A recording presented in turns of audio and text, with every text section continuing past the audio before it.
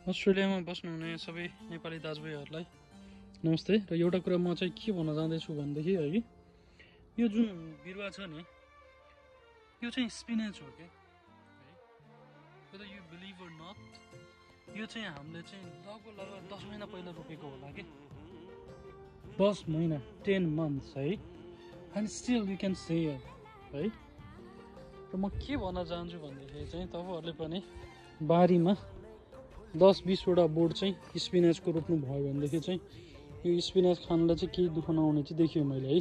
अब यो पनि 8-10 महिना अगाडि नै रोपेको हामीले, कति खाइयो है। अब स्टिल हेर्नु त कस्तो मजाले फलेको छ है।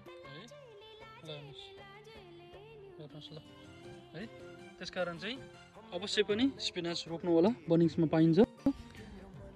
सकिन्छ भने 5-7 वटा गमलामा रोप्नु भयो नि हुन्छ।